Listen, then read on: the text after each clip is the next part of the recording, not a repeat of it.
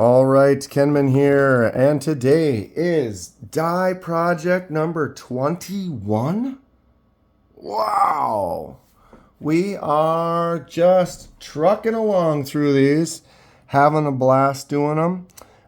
If you have not seen any, I have a playlist right there. You can check them out. All the knives on the table plus more. Like I said, we are starting our project number 21. We've actually finished 19. Number 15, basically, I have an idea. We're going to try it soon. I know I've said that. We've had several videos. It's been an exciting time. You can check out some of that right there. But we have finished 19 out of the 20 knives that we've done, and this is our project number 21. Wow. Really good stuff. As you can see on the table, I put a few of them out just to kind of get that variety of the colors that we've been achieving so far. And as you can see, the Sencut Vesperon in the middle is nice and jade and fresh and ready to go. What color do you think we are going to try to do? Everybody having a great holiday, or did they have a nice holiday weekend? Thanksgiving weekend is kind of winding down, getting close to back to reality here. The Sencut Watauga. Love this knife. I love button locks, and Sencut and CJRB have been making some button locks that are just incredible. This Sencut Crowley, I really like it. I did this one with a really light yellow to kind of leave that see-through. You can kind of see the inner liner of the knife, which is fun. Got the Civivi Vision FG. Did this in that red. I'm starting to weather because I've used it, kind of carried it around. The light actually is so bright, it's actually making it look worse than it is. But the edges have kind of worn a little. When this is only in that red for 1 minute, it doesn't really have a chance to soak in super deep. So it can wear a little quicker, I've noticed, with the white. We just finished this CJRB logo with this purple. The action is still fantastic. Again, like I was saying, CJRB button locks. Ultimately, we were dealing with the silver and the red and the black for this, so I think that the purple that we ended up doing turned out really good. I'm not a huge purple guy, I guess. I don't know. Everybody has their colors. I'm definitely more of a green, blue, blacks. But this looks great. I think it turned out really good. Action's still fantastic. Blade's nice and centered. It's a great knife. I'm excited to carry it around and use it a little bit. I haven't really done that because it's been sitting in the the die pile for as long as it has, so I haven't really had that chance to carry it like I normally would if it wasn't in that to be done pile, and I'd been looking at it forever trying to figure out. This is that Brazoria, another orange. It takes me a while. Some of the knives that I'm really excited about, I get stressed on what I want to do with it, and so it takes me longer to figure it out, so then it sits and takes a while. This is the Sencut Vesperon. If you see, you can kind of see through the scales on this one as well. Maybe my lighting isn't perfect for that right now, but you can see through this one pretty good. And so I am definitely, if that's a hint, I'm going to try something that is going to continue to accent that. Let's go ahead and give this one a last once over here. It's got that nice flipper tab. This has got some really good action. Drops shut pretty good. Flips out really nice. I like this knife. It's a cool looking knife. Again, another one I'm excited to carry around, which I haven't really done because it's sitting in the die pile. Let's get that final look. This is going to be my show side, and we'll get that clip put on the other side when we put her back together.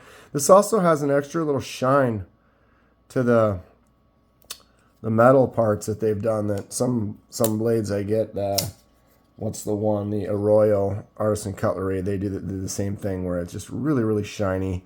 I like that on some knives. Some of them you want dull, some of them you want shiny. This one looks cool. Let's take it apart, right? Got my little mat that we've been using. All right, so this might not be a captive pivot, but it also might. So I've had a few Sencuts that are not, but excuse me. But some of them, it's got the screw head on both sides, but it is a captive pivot. So we will see in a second here. Looks like this is not captive. Actually, I like holding this. I'm gonna get that side locked down, and then I'm gonna get this one going. I'm not gonna fully take that out yet. We're gonna get most of the screws loose. Looks like the body screws are also T8s. I didn't say the pivot is T8. Generally, most knives you're gonna have T8s and T6s. Sorry, I'm bumping the camera. And a lot of times it's only a T8 for the pivot. And this one, it's nice. It's got these bigger T8 screws for the body, which is cool. And then we have the T6 screws for the pocket clip.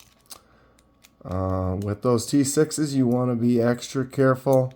Even good bits, if you're not pushing in right and you let it get one little bump, that can strip out your bit, strip out your screw. Those T6s, they're just so small. They're a little more delicate. Even like I said, if you have good bits, it's still gonna easily strip out if you're not giving it a good pressure. We got, did I get that one loose? All right, let's get out the rest of these T8s. There we go. Come on, fall out. So yeah, the Sencut makes a good knife. I've been enjoying a lot of the knives that they have. Their button locks are great. This one, just a liner lock, which is still cool. Like I said, I've been impressed with the company. And okay, so let's try to remember this too. It doesn't really matter, but I like to try to put it back together the exact same way it came apart. But the small part of the pivot screw was on that, so the pocket clip side is the side that's going to have the larger one later. Let's get these out of the way. Take that. And this is a fairly easy tear down. I say that. Some of them, that's the funny thing. I mean, we're there now for this, but I've said, oh, it's going to be easy putting it back together, and next thing you know, drop a screw on the floor, it rolls across the room underneath the refrigerator, can't get it out. We're filming, what do we do? I've had some nightmares. It's fun. It's a good time. We have this Sencut fully taken apart. What is this? The Vesperon? Yeah, right? All my children remember their names. Yes, she's torn down. We've got these scales. I'm going to wash them off camera in between now and the video where we do the actual dye. Want to get them nice and clean in case there's any residues or oils or anything on there. That's kind of going to act as a resist and prevent the dye from soaking in evenly throughout. So I want to make it a nice and even coat. And yeah, it's going to be interesting to try to see if we can get these, keep them light and go through there. What color with those hints do you think I'm going to try to do with this one? Part 2 will be coming soon, so stay attention. Boy, tongue-tied today. Pay attention for that coming out in the next couple of days. I do have some unboxings. I got several things coming in the mail. The holiday kind of throws some stuff off, so it's like some of them were right before the holiday. I got one yesterday, and then I'm getting a few on the beginning of the week. But there will be some more unboxings coming in. I'm going to start doing some stuff talking about Blade Show Texas in February. I'm going to be going to that. I'm excited. I'm looking for some advice, and we're going to do kind of maybe a little couple videos on getting ready for it, and blah blah blah. Doing some more titanium anodizing, doing some more dyeing, having some fun with the channel, keeping it going. Appreciate everyone for tuning in. This is going to be it for today. If you enjoy what you see, please hit that like button and subscribe if you'd like to see more. It helps me out, and I really appreciate it. Stay sharp. We will see you next time.